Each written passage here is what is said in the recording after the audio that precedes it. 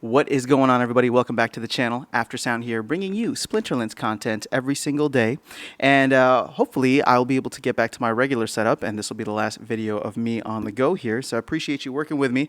I've had to shift some things around so we could get everything into one screen.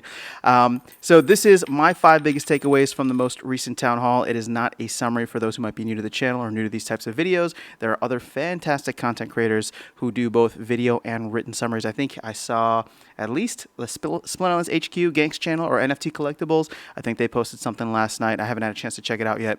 But this is just my 5 biggest takeaways. And for that, I'm going to give you a little visual here, I suppose, just because the team doesn't have their official post up. So keep an eye out for that. That should be coming soon. So let's go ahead and jump right into it. This was a great town hall. Matt wasn't on it. I was expecting him to be there, but he wasn't on it. But they had Cryptomancer, Nate, Chatter, and it was just a good, and some other folks from the team, and it was just a good kind of all around what comes next. So first things first, this was probably the most mentioned thing, at least at the beginning or for most of the town hall, and that was SPS Brawl rewards are in the works and should hopefully be coming sooner rather than later. Now, I've been big on guilds. I think that this is going to be something that will drive a lot of players who are not currently in guilds into guilds, and I think that this is going to be a great a great thing to help grow that part of the game because, okay, without getting into the bot conversation, what I'm excited about in terms of like whether it's bots, farms, or automation, whatever the case is, I know that it's such a hot topic that for me, the places that I think real competition are going to flow are towards guilds and tournaments. And so seeing guilds get a little love because they have not since they were first brought onto the scene, I think will be a great thing for the community overall. So if you're not already part of Guild, I would start going guild shopping, at least seeing what's available, because this will be another potential avenue for you to earn SPS. And keep in mind, with the airdrops ending literally today, in about a couple of minutes here, I believe is going to be the last airdrop. This is going to be really, really important if you are trying to collect more SPS. There's going to be avenues for players, right? Whether you're playing the game in ranked battles or now, hopefully, in guilds, that should be coming sooner rather than later. So I'm excited for that. Cryptomancer is going to be working on it. I think he did a fantastic job with Modern and Wild, so I'm excited for him to get his hands on Brawls and really give it some love. So that's exciting. Both him and Weirdbeard, it seems, are tackling this somewhat together. And so if you've been able to attend any of the Brawl Hallas that Weirdbeard does, I would suggest going because you can make your voice heard. They're much smaller than the town halls. And Weirdbeard does a fantastic job of getting community feedback and then works with Cryptomancer on the development side. So make sure you check those out. Okay, let's go back over here to my notepad. The second one, and this is a big one, especially for those who have felt like the marketing has been lacking, but there is an influencer who is going to start streaming on Twitch, I believe. Now, I'm not familiar with her, at least before yesterday when it was announced, but Ali Straza, and I don't know if that's like the full name or if she goes by Ali or whatever the case is, but we're going to go with Ali Straza here, is going to be streaming Splinterlands. She's been working with Chatter to get kind of onboarded onto the game. He said he's going to delegate his deck out to her so that she'll be able to test things out. And I believe her first stream is going to be today, and I'm recording this on Tuesday, 7/26, or July 26th, 2022, which is the last day of the airdrop. And so just for reference, I pulled up Ali Straza's Twitch profile here. And you can see she's got over 200,000 followers on Twitch. Now, she is a Hearthstone player, and I believe has been in Hearthstone since its early days. And so because of that, this is kind of one of those natural progressions that we have been waiting for, and I think the timing is perfect. Packs are cheap, asset prices are down, it's a good time to get into the game, and there's a lot of cool stuff coming in. Not to mention, ranked rewards and Modern and Wild format are out now, making it easier for newer players to come in and not feel like they got to compete with the big boys right off the bat. So I don't have the data on how many people she gets in her streams regularly, but Chatter did say it's anywhere between like 10 to 15,000 people. 10 to 15,000 people in these streams regularly. And if she is even able to convert a fraction of those, just imagine. I still maintain that we probably only have like 30 to 50,000 real players in the game. So that could be significant if she could start to get people to check it out, see what it's all about, and kind of move the gaming community, or at least the trading card community, into the Web3 space, which it sounds like which it sounds like what she's trying to do. So I'm excited about that. I'm going to try and check out her first stream. And if you go into the Discord events tab, you will see that they have it listed there in your time zone. So make sure you go and check that out if you want to go. And I highly recommend it. Go show some love. Go show some support. When I first started streaming this game, when I first started creating content, I was shocked and amazed by how great and supportive the community was. So I can't wait for her to feel that from the community, so that, you know, if she has a great experience, then who knows how many people a single account like her could onboard, right? So that's what I'm excited about. I think that is a great move by Chatter and the marketing team. So kudos to him. And yeah. All right, number 3. If you guys remember a couple of weeks ago, maybe it was a month or so ago at this point in time, Hardpoint had come on and talked about another game studio working with the team or collaborating with the team to work on this arcade style game. Well, we got a little more information on that, and it is going to be a tower defense game. Now, I got to tell you, I'm a sucker for these kinds of games. I don't play them as much as I would like, but when I find one that I really like, I get obsessed.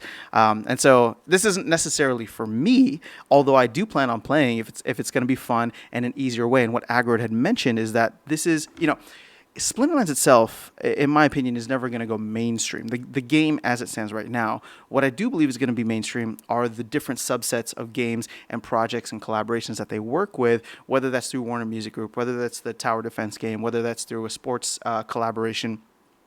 I think it's a combination of things that will really get out to the masses. But you think about how many people play something like Hearthstone or Magic the Gathering, and it's not the entire world, right? It's a very small subset of people who enjoy those types of card strategy games. And because of that, I don't think Splinterlands has the mainstream appeal. But a tower defense game, especially if done well, and maybe available on mobile, you never know, that could be huge in terms of bringing people into the ecosystem. They don't have to care about, SPS, DEC, or all that, but if they can buy a card here or there that's going to help them level up in this tower defense game, which is something that maybe they like because that is part of the gaming styles that they enjoy or the gaming genres that they enjoy, then I think that is going to be a big win. Now, it seems as though this is really far out, but if I can paraphrase what Agrod was saying, it sounds like in September or within the next couple of months, I should say, they are going to see what the baseline for the game looks like and greenlight it if it ends up looking good. Because again, keep in mind, this is not being done with Splinterlands resources. They are outsourcing this to another company, which will offer, as Harpo was saying, interoperable assets. The first time I think anything's really been done like this, or if it has been done, it's so new that I think people are just excited about the opportunity to be able to transfer assets or use them in between different games.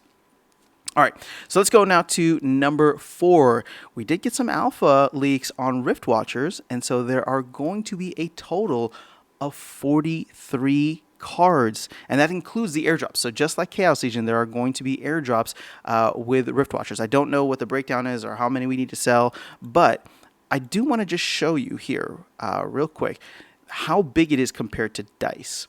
Now, with Dice, there are a total of 25 cards, and this includes everything, right? This includes the airdrops and all that came through. For example, rares, it's all summoners. We know that epic cards are going to be all summoners for Rift Watchers. And so this is a 70% increase between Dice to Rift Watchers. So there's quite a few more cards. Now, from a pack perspective, we are seeing a growth in terms of, I think there's going to be 3 million packs at $5 each. So what that means is that at least, and again, this is subject to what the rarities are, what the rarity breakdown is. But the way that I'm thinking about it, at least compared to Dice or just in general, is the more cards there are, the more like different types of cards there are. So 43 versus the amount of packs available. That's going to be significant because there's going to be less cards less maxed cards available. Does that make sense, right? Because you're going to need all of that BCX to max out a single card. So less maxed or potential maxed copies available means that there could be significant demand. Now, I'm not trying to drive any FOMO. That's not what I want to do. I think there's still a lot of information that we need to get from this, but just that alone, the whopping size of 43 versus 25, I think is really significant.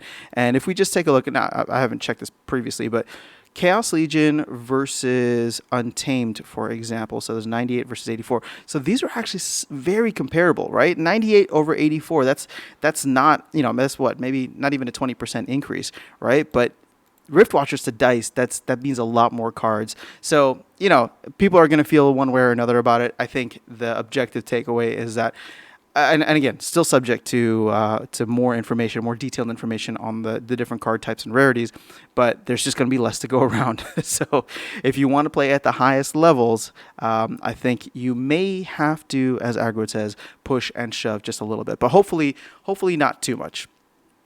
Okay.